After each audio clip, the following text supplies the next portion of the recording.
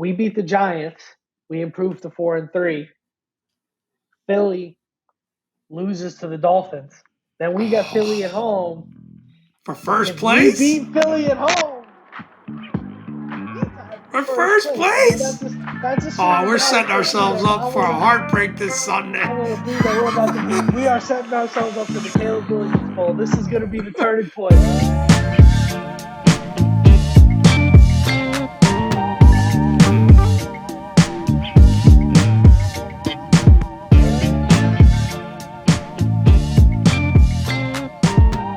Pop, what's going on, man? Doing all right. I'm a little riled up. I gotta admit, so gotta get something off my chest today.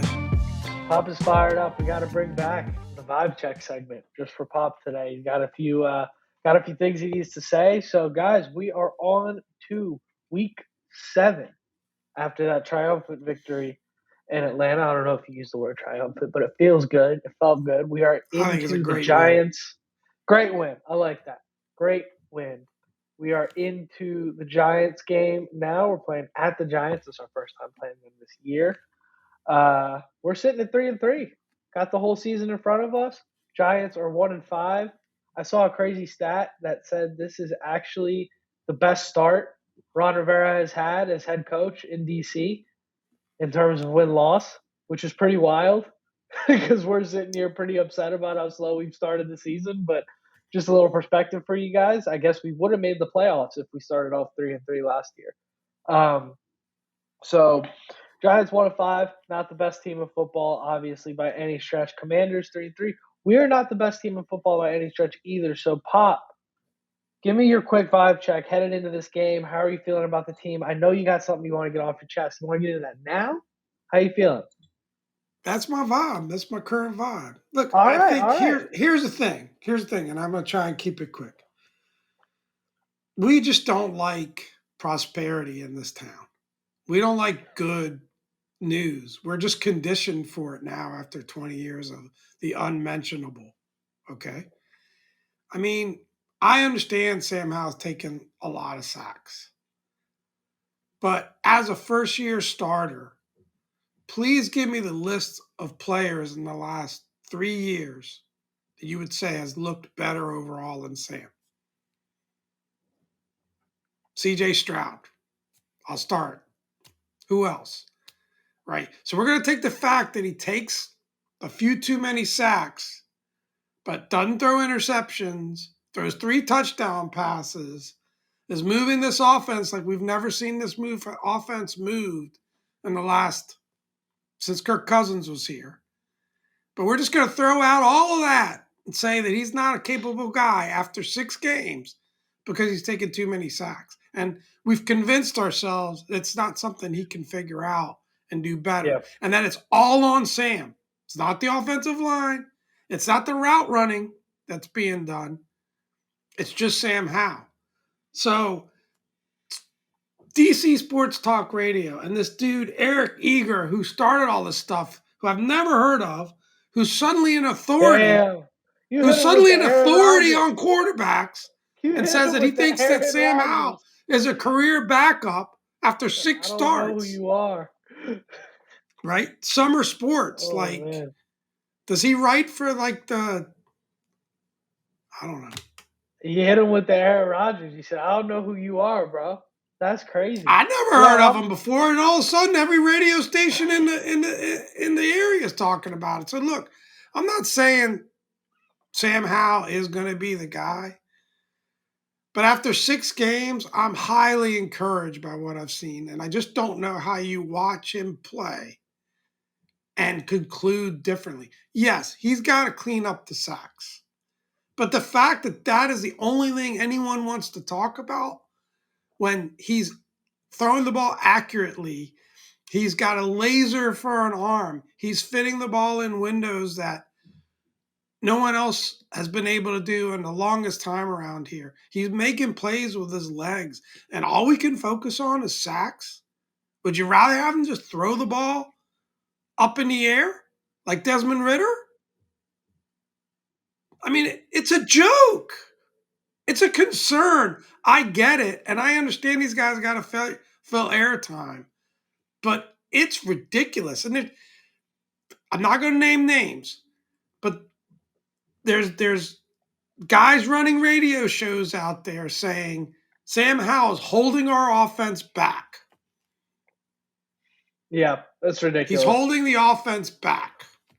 That's ridiculous. I think there's no way. Please, if please give me that standard, radio show. I'll do it with my partner. Look, I'll guarantee you we'll get better ratings.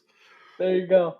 I think hip hop coming out hot, calling out multiple local and journalists. Name names other than this Eric Eager stuff. Dude who started the whole thing. Oh, that's crazy. I'm with you on it. I think the sacks are definitely a concern. I think you look at the eye test.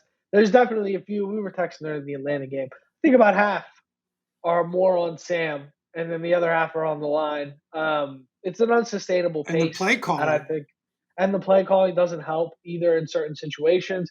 The defense being so bad throughout 6 games that we have to throw the ball a million times doesn't help either. We're not in run situations often. That's an issue as well. But I feel you on that, Pop, because overall, I think we're going to have a more detailed Howell segment in the coming weeks, I think, as this thing continues to unfold. And I think, like I said at the beginning of the year, my goal is to not get too high or too low on him. I really want to give him the full 17 games. But I agree with you in that I think there's way more to be encouraged about than discouraged by Howell at this point in time. And I think anybody to say that Howell is the reason, and you know what? I like that we're not naming names because, frankly, he doesn't deserve to be recognized with that kind of take. I think to say that Howell is the reason this offense has been slow is ridiculous. I think to say that he's what is holding this team back is an insane take. And you can say, oh, you clip it up for a headline, blah, blah, blah. You can't clip it up for a headline if it doesn't come out of your mouth. And that's just an insane thing to say. So I'm with you on that. I think that's crazy. I say we move on, though. I don't want to get into it because I know we can sit here. We can do a 40-minute podcast just about Howell. We'll just be repeating ourselves. So let's move on. I think. But you know who you are. Yeah, the Dom and Pop official stance is we are excited about Sam Howell. We're excited about the future here. We think we just might have a guy. We're starting to see the light. We'll see how this thing goes. What is going to be real important in determining whether or not we have a guy is going to be, can he beat these NFC East opponents that we're facing? This is a big week. This is not just a normal week. This is a divisional game. And I would say this is also not just a normal week because this is a bad football team that we're playing in the New York Giants. I don't think they're 1-5 bad. They've had some tough opponents, had some tough luck with injuries, but I think they are a bad football team. And so I think this is one of those that we're going to need that coaching to step up because if we sleep on them, they'll run us over. But if we go and we play our game and we play them like we played Atlanta, we'll win that football game for sure, I think, personally. I don't think they have the talent to steamroll us if we play good football. What I do Saturday night in the hotel room? What? I call everybody in the ballroom at whatever time of night makes sense, and I make them watch every play, including the broadcast announcement of the Chicago game. Ooh, I like that. Every play. I like that. And I make them to sit and watch it because anybody's going into this thing overconfident, especially the way that the Giants have played us, whether they're good or not good. Well, just transpose. Absolutely ridiculous to go into that, and it would be a complete failure. If you want as coaches, players, everything else, if we overlook this team, that is ridiculous. I don't think some perspective. I think they suck. Okay, that's Pops. You think they suck? That's fine. I'm not ready to go there yet. I don't think they're good by any means. I don't think they suck. I don't think they're a good team, but we're splitting hairs. I think if you need perspective for the fact what's the difference between not being a good team and sucking? Explain. Well, you could be average, you could be below average. Sucks is like worst team in the NFL conversation. I don't think they're there. But the record doesn't give me a lot to stand on. No, it doesn't. So, but if you need a measuring stick, look at what we did against Buffalo versus what they did against Buffalo. And to remind the players of that, they were one pass interference call on Darren Waller, which should absolutely have been called away from having a chance at that thing. And even then, they were in it the whole way. We stunk up the joint against Buffalo. So understand that going into this game. That's how it's going to go. That being said, let's get into it. Let's do our keys. Let's do our scouting report. On our end, a little bit of scouting to do for the Commanders here. Kendall Fuller did not practice today with a knee injury. I think Kendall Fuller is at the point in his career now where he's probably getting veteran days. I would monitor that. Thursday morning, you're watching this podcast. Check it out today. Check it out tomorrow, Friday. See where it goes. We're recording this Wednesday night. Montez Sweat limited with a finger. John Allen limited with a knee. Again, hopefully just veteran rest in those situations. I know Sweat dinged his finger up last game, but I think you figure that guy will be good. I mean, one of the Giants, I think, was it Jason Pierre-Paul, their defensive lineman that only has he was okay. So I think Montez will be able to pull this play one with out. a finger, yeah. Yeah, and then Charles Leno, of course, our thoughts and love are with his family. Good to see him back at practice after the really unfortunate circumstances last week. So he's back. So I think you anticipate he'll be playing again, even though got to give a quick shout out to Cornelius Lucas. Did a great job of filling in for him. He did his job. He came off the bench. He was ready to play, and he crushed it, helped the team to a victory. So great job to Cornelius Lucas, and glad to have you back, Charles Leno. After those circumstances, I'm sure it feels good to get back out on the football field and get back to your job. But let's get into the Giants scouting report on that side of things. Not much to scout here in terms of elite talent. Let's call it what it is. This football team is not great. I mean, you got former Terp Deontay Banks leading that secondary.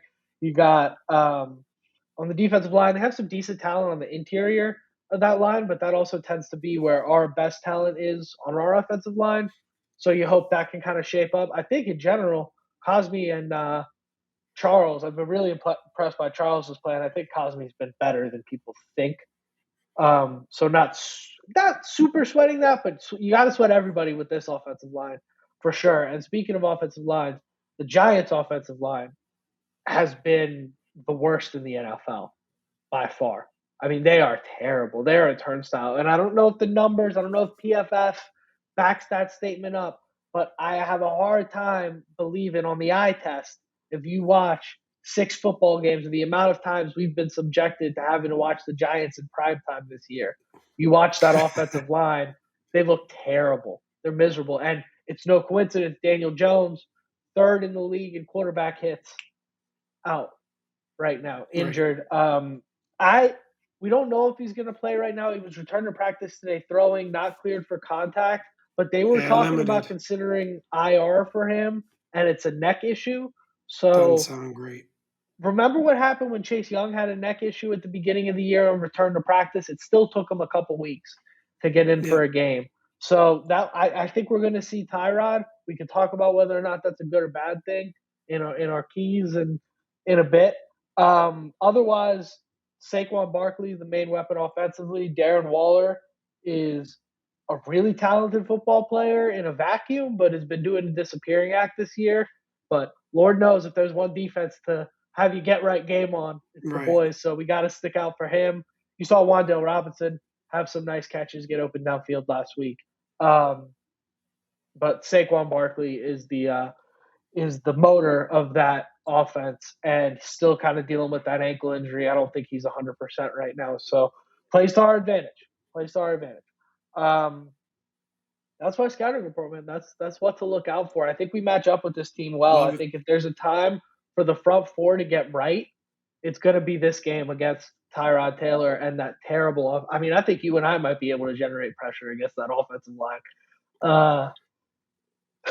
No excuse for our D line, right? Our definitely not 4 first-round picks. They should be able to eat. And I think no matter whether it's Tyrod or it's Danny Dimes, who tends to really drop dimes and run all over this defense. I think we need to make Daniel Jones look like Daniel Jones, not Tom Brady. And we need, make sure that Tyrod looks like Tyrod. I know he's a solid backup, good player, but he's a ball control guy for the most part. And we need to just, really pressure him into making mistakes. And I think they should be able to pressure either quarterback into making mistakes. And if we can get a good, solid performance out of our secondary again, and those takeaways were great last week. It could be a good day for the boys.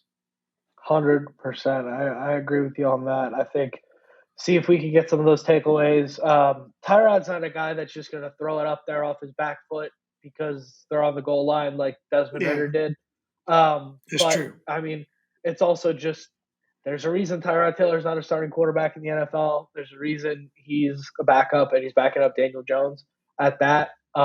Solid 3 and veteran outs are guy, almost but just as good as a turnover. So I'll take a bunch yeah, of 3 and outs. I like Yeah. that too. Solid veteran guy, but definitely the kind of guy you hope you can take advantage of. Daniel Jones, 5-1 against Oof. the Commanders Redskins football team. I think he's played every iteration of us, but 5-1 since being in the league. And that one, if you remember correctly, we pretty much lost that game. But it was the defense jumped early. We got to re-kick the field goal, and we made that. And Daniel Jones played Wasn't lights there a out in the tie in there somewhere? Thursday We night tied them game. last year. Yeah, there's a tie. There's got to be a tie in there somewhere as Maybe it was well. 5-1-1. 5-1-1 maybe, but then that's an odd number. I don't know. Maybe it's 4-1. I don't know. Somewhere in that category, we've only beat Daniel Yeah, Jones he's once, which owned is us. He's embarrassing. owned us. Embarrassing. And those have been bad Giants teams, by the way. The Giants have only been good 1 year, and that was last year. They weren't even good, frankly. So yeah, they were. That's what I meant. So, but you know what you're going to get with this football team, right? I know Pop can't believe it took us 15 minutes for me to mention the boy Brian Daboll. But you know what you're going to get with this football team. It's going to be gritty. It's going to be defensive. It's going to be pretty much what you saw out of Atlanta last week. It's going to be kind of just fundamentals, simple football team, and they're not going to beat themselves. We're going to have to go out there and beat them, I think, and I think we're more than capable of that. So, Pop, I think it's three keys time. What do you think? A little revamped three keys segment here. After last week, we're just combining them. We're just doing three I keys as a agree. unit here. I think it's the Your best boy way to do Brian it. Dable did a great job of clock management Sunday night. I'll tell you that. I don't know if I that hope was on Ron Dable was or taking Tyrod, notes. but yeah, I hope Ron was taking notes. that was certainly a poorly managed end to that first half, and effed up my parlay because I had a Saquon Barkley anytime touchdown on there. I didn't love that, but anyways, let's get into the three keys to beat this Giants team. The Dom and So, Pop 3 keys Dom combined. and Pop three keys. We've been watching the tape, put together our scouting report together, been grinding. Yes, sir. It was just such an electric moment last week when Pop said the exact same three keys I had. And I went, wait, it's kind of nice. You just say three and then you have a little time to discuss them. So, welcome. Here we are, revamped. Key number one, Continuous defense. improvement. Continuous improvement. On that note, that's number one. That's the key. Build on it. Build on what we did against the Falcons. Take after Dom and Pop. Hey, that was nice when we did those three keys last week. We should combine them this week. Hey, that was nice when we ran that 5-man front and Jamin Davis was running side to side and Cam Curl was all over the place. We like that. We like that football. Let's run that again next week. Benny St. Juiced. You saw the ball go in the hole, right? You finally caught your first interception. Get another one, my man. They come in bunches. So build on what we did last week. That's what we want to see from the defense. That's number one. Make those turnovers happen. Let's get to it. Number two, it's got to be stopping Saquon, right? That is the one. If you stop Saquon and you force Tyrod Taylor to beat you through the air, you saw Buffalo do that last week. Even though Buffalo's offense was out to lunch, they managed to pull it off, right? So number two's got to be stopping Saquon. And number three, we want to put together 4 complete quarters of offense. Let's start fast, go down and get 3, get 7 on that first drive, right? Get points, and then keep that foot on the gas. When it's 24-10, let's make it 31-10. Make it at least 27-10. Start stacking it up. Put them in positions where it's a 3-score game. It's a 4-score game. Don't just do what we've done a lot this year, which is it's a 2-score game, and then we just completely abandon the offense. We just give the ball to Brian Robinson 3 times, and we punt. Let's not do that. Let's keep the offense going. Start fast. Keep the foot on the gas. This is a divisional opponent. no mercy. Hang 50 on them if you get the opportunity to. I don't think that's the case, but that's how I would like to see it go down. Pop, what are your thoughts on those No, two? I think Maybe it's a little excellent. elaboration there. No, I think it's excellent. I think on the defensive side, I mean, you said it well. I think I went back and rewatched a lot of the Atlanta game, and I was actually, I know they put up a bunch of yards, but I think that was more circumstantial, and especially in the second half, the offense just, didn't make many plays. So I think building on what they did, I think is great. Stopping Saquon says everything. And then the only thing I'd add on the offensive side of things is, you know, it would be great to really make it an objective to have a clean sheet with Sam from a sack perspective. And I think to do that, let's help, right? Let's work that quick game. It seems to be the most effective way for us moving the ball anyway. It's tough to switch from a pass first team to a run first team, and we seem to have tried to do that depending on the half or the circumstance of the game. Stick with what's working. Let's get the ball out of his hands quickly. Let's get those short balls to Brian Robinson. I absolutely put out a short on this. Favorite play of probably the last 2 or 3 seasons was Brian Robinson's Wow, 2 or 3 touchdown seasons. pass. I loved him Wow. destroying number 27 on the Falcons. Right, Better I than love Terry that play. mossing Stephon Gilmore for the win in Indianapolis Yes, last year? Wow. I love Wow. that play. I can't Well, get that enough of that it. the Terry I play can't get involved enough of it. Heineke, so we know that one's off your list. Exactly. But Half of that but play I couldn't stand, but I think it's just run that play again, run it again, same play. I'm good with it. So I yeah, think it's just getting the ball out of Sam's hands quickly. Really focus as an offensive line. Let's I don't think I view the problems with the sacks, believe it or not, more to do where they aren't on Sam holding the ball too long, more to do a little bit with play calling than they are with the line. Because I think, where he's holding it too long and there's enough protection there, we can get the ball out of his hands. It's because he's not finding an open man. And that's something we need to do better about making sure there's an outlet for him to get to in those situations. So, but yeah, I mean, let's get on to predicting this game. definitely. I think one thing to keep in mind too, a quick amendment: if Daniel Jones is playing, we got to contain his legs. He always seems to run all over us. We got to For find a sure. way to do that. Dude's a threat mobily, and we got to keep him contained. Because I can see those defensive linemen getting a little too excited about how bad the offensive line is with Daniel Jones breaking our back with that sneaky speed. He's sneaky fast. So Yeah. got to be ready for that if he It does doesn't play. seem to make sense for them to play him, not with I what they're don't think paying he's him going to and play. yeah, I think you and shut their him record. down for as long as you need at one of Yeah. 5 teams. But who Yeah. knows? Let's get into the prediction for this week. I think Commanders minus 2.5. Road favorites at a place we Mm. generally struggle. Now, I will tell you this. I'm going to predict we win. I would not go put your money behind our prediction, but I will predict we win, and I think we're gonna suffer this one. This one's gonna hurt, but I think we win. That's my prediction. I think we cover that 2.5 because it's just so few Yeah, I was points. gonna ask you about that. Yeah, I mean, It I might be gotta, I like a gotta, Joey Sly last minute guy. That's what my feeling. I gotta pick our boys for sure, but I'm nervous as hell. And this is Yeah. really such a big game and the swing game because you Yep. lose this one, you got the Eagles coming into town, and that could swing you from. Although we played them really well, you never know any given Sunday, right? And get, I love the idea of momentum off a couple of game winning streak and feeling like we owe the Eagles one versus coming off a loss. And that's what would be 3 out of 4, or actually Yeah. 4 out of 5 losses. They start to So stack up. I'm nervous. I'm gonna pick our boys. I think by all that's right, if we play our A game or even our A minus game, and there's no reason not to come out and do that, we should be good. I'm confident despite all the noise. I'm really confident in Sam and Eric being able to put up points. And I think, like I said in past, this offense is building, it's growing, and I think that defense is coming back to where they should be. Maybe it's not a top 5 defense, but it should be 10 to 15. And I think they're Yeah, coming back into that zone and they're figuring some things out. So there's no excuses for not coming away with a W. But I'm man, nervous. crazy what a Nervous. year does, right? Hate the Because we were, Giants. I do too, and I hate playing at the Meadowlands. That's just a terrible.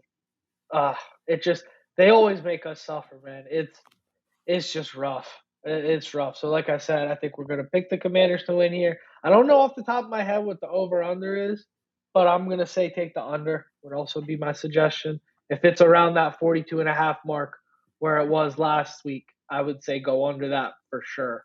Um, It's probably going to be an ugly game. They always are yeah, against the it's gonna Giants. be it's gonna be an ugly one. And I think just hope we don't tie. I'll tell you that much. I mean, I guess you'd rather take a tie over a loss, but it's going to be a tough one. Anyways, running a little over here, Pop. You know it. You love it. You got to have it. What do you say we get to that Bada Bets segment? Uh, I You say ready? we got to roll on it. Let's do it. Let's do it. Let's do it. So, last week, Mets and Men's, both of us went 2-3. Pop 17-13-1, me 15-15-1. You know what they say? If you're 500 and you're gambling, you're winning. So I'm chilling there. I'm right on that line, We got to but I'm turn this chilling thing there. around, though. I'll take it. I'm putting together a real Ron Rivera performance for the most part, a real butter pecan type performance. Let's get into this bottom bets. Let's turn this thing around. Thursday night football, Jaguars at Saints. Saints are 1 point favorites. Superdome, tough place to play. That Saints team is sneaky. I don't think they're a good football team, but they're sneaky. They're kind of like the Giants were last year. You just can't quite sleep on them. What do you think, Pop? Sunshine in prime time. I'm going with the Jags. Wow. Wow. I like that pick. I'm going to take the Jags as well.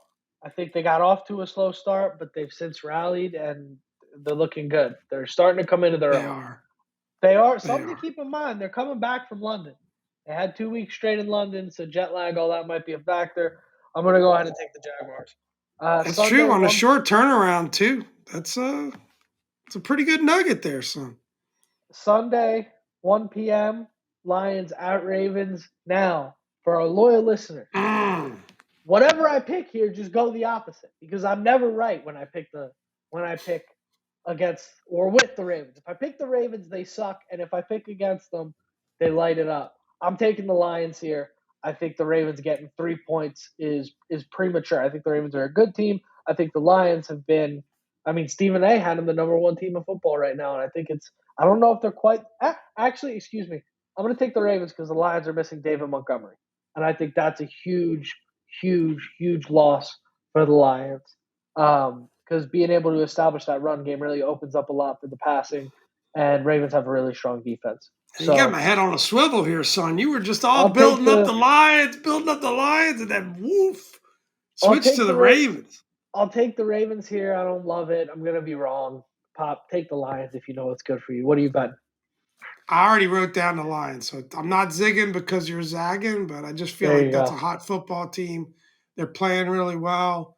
I think the Ravens are also coming back from London, They are. and I just think they've been a little inconsistent, a little hot and cold. And I feel like the Lions are playing a little bit better ball right now, so I'm just going to go with that. Plus, we get 3 points, so I'll take that, Yeah. as well. Yeah, I So agree. I don't think the Ravens have been playing anywhere near their capabilities this year. I think they've gotten some bounces and some long field goals from Justin Tucker and stuff like that to compensate in the meantime. And I think their defense has been firing on all cylinders, but offensively, woof. Um, I want to change my pick there, but I'm going to stick with the Ravens. I'm going to bet on the Ravens. I hate doing it, but I'm going to go Ravens here. Sunday, 4:25, Chargers at Chiefs. Chiefs 5.5 point favorites. What do you like there, Pop? I tell you, I watched that awful football game on Monday night, and the Chargers Yeah, disappointed me so much. It really was like two bad football teams playing one another. And, yeah. I really felt like they should have won that game. They had every opportunity to win that game. I'm not sure how well coached a team they are. I'm starting to kind of think that they're not a very well coached football team in terms of Starting living to up to. think. They got a lot of talent there. 30 to They got a nothing lead lot in of the talent. playoffs. This is Yeah, that's the so worst coaching I job got in to the go NFL. Chiefs. I got to go Yeah. Chiefs at home. And the Chiefs is not really uncorked yet. Maybe they're starting to hear a little bit of noise about that. And I think Yeah. this sets up really well, even though they're 5.5-point favorites for a Chiefs win.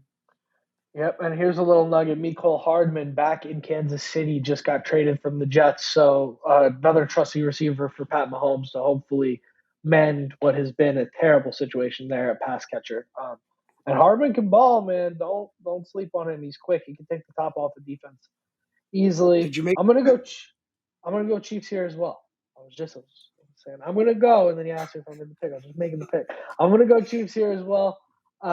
Division game. Chargers just ain't it this year. Brandon Staley, like I said, personally, I think all things considered, worst coaching job in football right now. Yeah, That team is way very too poor good. performance. That team is way too good. Dolphins and Eagles. Eagles 2.5-point favorites on Sunday Night Football. This will be a hell of a game. Ooh, This there's should some be a good ones great this game. week.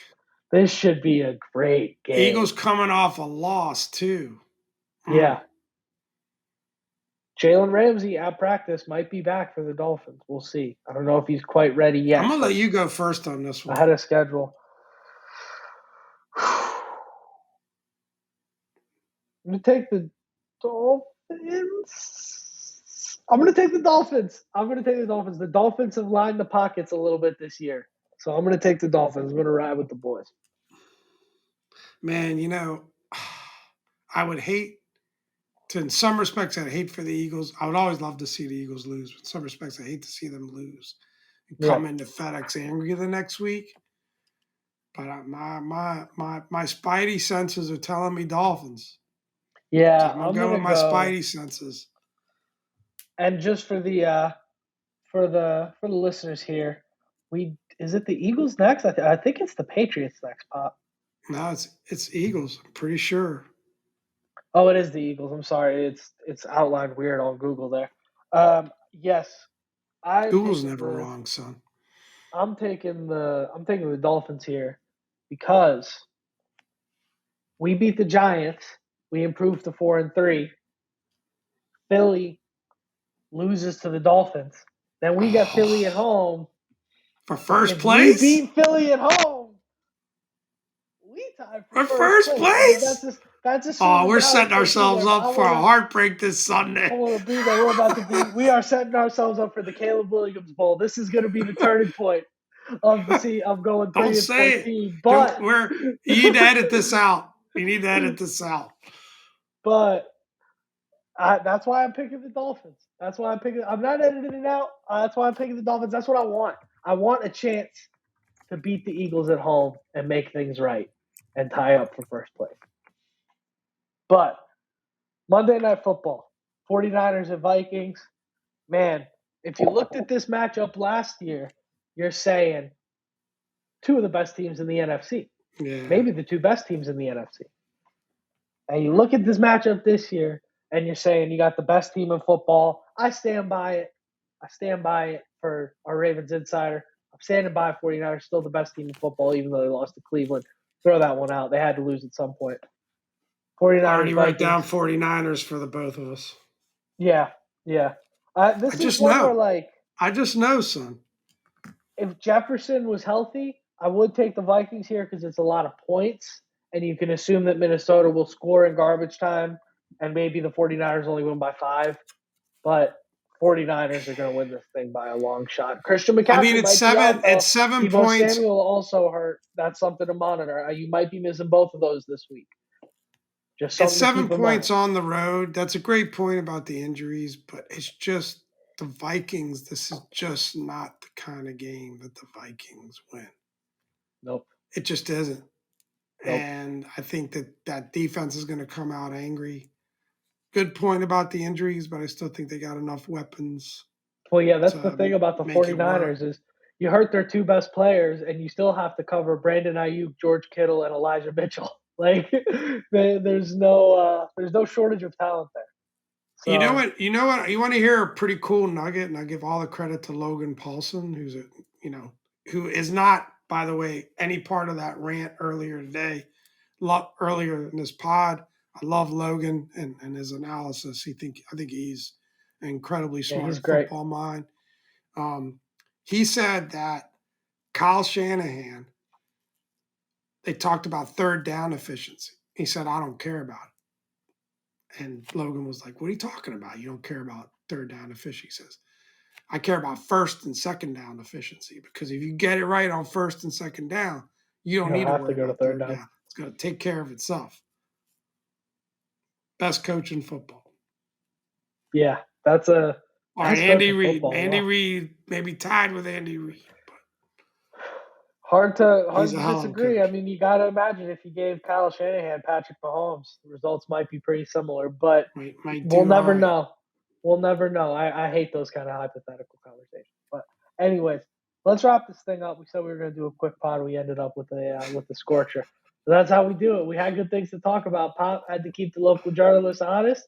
And I wanted to give a deep dive. You put two Italians on a podcast. We don't wrap it up in 20 minutes. It ain't happening. No way, man. Just the goodbyes alone are a good 15 minutes. Oh, my God. You ever come to one of our Christmas? It's 2 hours just saying goodbye. All right, let's wrap this thing up, guys. Without further ado, I'm Dom. This is Pop. Thanks for